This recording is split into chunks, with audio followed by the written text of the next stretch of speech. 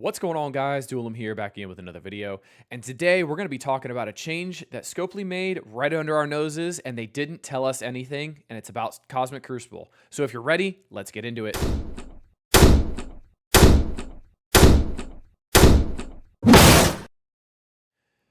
As you can see from this video, this is a picture from my VOD from yesterday in Twitch. This shows that Cosmic Crucible is supposed to be ending in 16 days and 8 hours. As you can see in game currently, that is not the case. It is now changed to 28 days and 7 hours. So what that means is they've essentially added 2 more weeks to the Cosmic Crucible season, which means we do have 4 more rounds of this. We have 4 more weeks of Cosmic Crucible.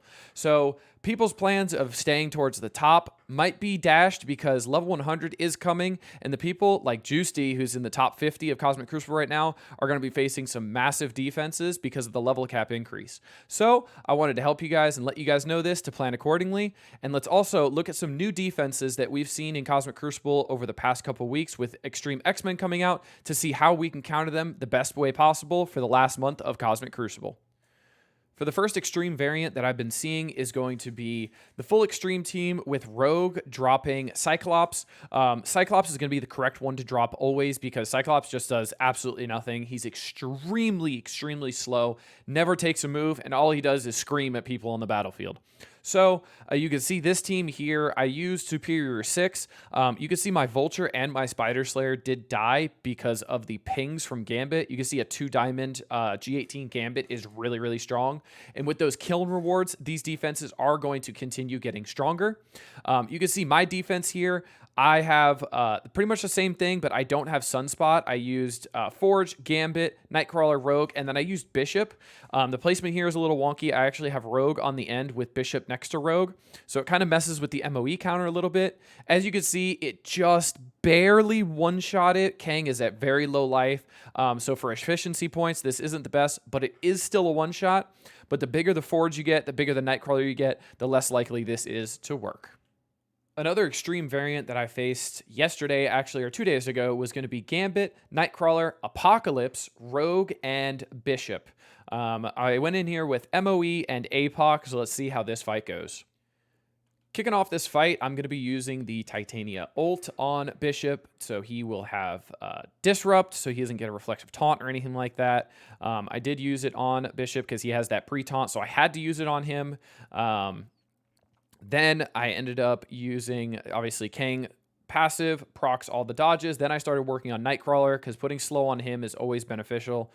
Then I used the special on Gambit from Moonstone to get a stun on him. Unfortunately, he was about to take a turn, so that stun does not last long at all. You can see Nightcrawler takes his turn now. And there's a big mistake I made in this matchup, which we'll definitely talk about here. It's coming up in a little bit. I did hit Apoc here because that clears all positive effects, so I wanted to take off that speed up, but he ended up getting it right back. Stole some stuff off Nightcrawler, and you can see this is the mistake here. I used Kang ult. I should have Kang basicked on Rogue because now Apocalypse gets pushed, and he's going to go before my Apocalypse because he has the passive got procced from below 50% health. So as you can see here, if Apocalypse Falcon punches my Apocalypse, we'd have a big problem. But he actually goes for Titania here, and then my Apocalypse is allowed to go off, and then I delete their Apocalypse.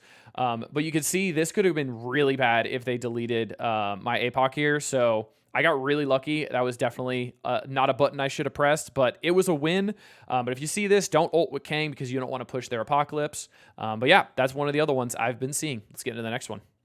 The next replay I want to show is going to be MoE Apoc again, but going into my defense. And you can see how this plays a little bit differently just to see how it works with the Bishop against my defense. With the MoE Apoc, I didn't have Apoc on defense here, but you can see how this guy played it extremely well, for lack of better words. No wordplay there. He plays it really well. So he uses the ult from Titania on Bishop, and the Bishop is small, so I want that reflexive taunt to go on Rogue immediately. Rogue gets that reflexive taunt, so now you're stuck on Rogue. But what's going to happen here is he's going to get a stun on Rogue there. Gambit's going to take his turn, and he's going to proc the counterattack from Apocalypse and put an immediate stun on him, so he's stunned with slow for a full turn. But you see Forge comes in with the ult here, cleanses everything. Forge ult is awesome.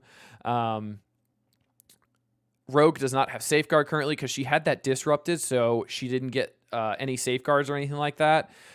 So the taunt was able to get ripped off, and then Apoc is able to do his thing, slap Rogue out, striker attack on Forge, Falcon Punch Gambit, and then Nightcrawler is also down for the count. So you can see this fight does work pretty well if you use MoE+Apoc here. You do have to use Apocalypse here, but it does work pretty well.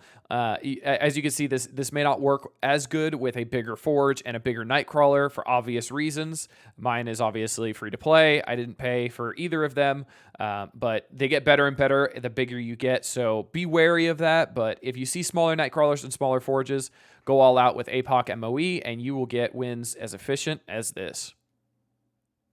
The last replay I want to show you is going to be my Superior 6 with Vulture going into their Unlimited with Dorm and Extreme with Dorm. As you can see here, Dorm is going to provide the revives, but the thing is, Dorm is pretty useless here because if you're already going to use Superior 6 on it, Dorm is just not worth it because at this rate, Forge being as big as Forge is, Nightcrawler being as big as Nightcrawler is, you're going to have to Superior 6 this anyway, unless your Masters of Evil is absolutely cracked. They won't be able to take this out because they're so much bigger. So the Dorm is kind of redundant here because the revives are going to get taken off by Superior 6 anyway. So there's really no need to have Dormammu here, and he'd be better to have on offense or somewhere else on defense to mess with a different counter. But as you can see here, this was my attack on my last opponent. I do use Vulture here because Vulture steals the speed up from them. And then he'll also put slow normally on Nightcrawler, which helps out a lot. He didn't land the slow this time. But with all the revives and all the charge removal from Green Goblin here, it's great. You can see I ability block Nightcrawler here to keep him at bay because he has the trauma, so he will actually keep that ability block. Rogue now has the reflexive taunt, so I'm using the special from Doc Ock to get that summon out. You can see Gambit is focusing that Spider Slayer. Unfortunate RNG there, but I use the Spider Slayer special there, obviously, to hit everybody. Get a striker attack on Rogue. You can see Dormammu just doesn't move here. Dormammu literally changes nothing. They have no revives, and Dormammu now just stands there. He does absolutely nothing. You can see the Green Goblin pings are doing great. Vulture with the ult takes out Dormammu, rewinds some people. I'm on the taunt from Rogue, so I had to use my summon ultimate on Rogue. I have to use the special on Rogue here from Green Goblin as well. Just doing a lot of damage, trying to get through her. She now drops into stealth because she's low. So now I'm going to ult with Kraven. Now Gambit drops into stealth. But I believe Doc Ock finishes Gambit. Yep, Doc Ock finishes Gambit here. Vulture kills good old Nightcrawler, and then Spider Slayer takes out Rogue. So as you can see, this fight is pretty efficient, pretty straightforward. Just use Superior 6 if you see this defense, and it's a pretty easy win.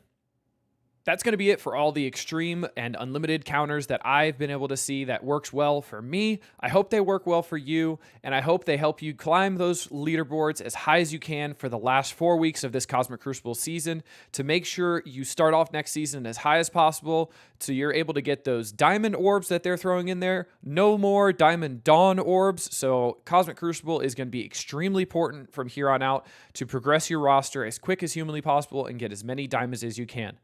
My name's Duelam. I hope you guys enjoyed this video. Leave a comment down below for any other counters that you have seen that works or any other defenses that you've seen that I didn't cover that you're wondering on how to beat, and I'll try to help as best as I can.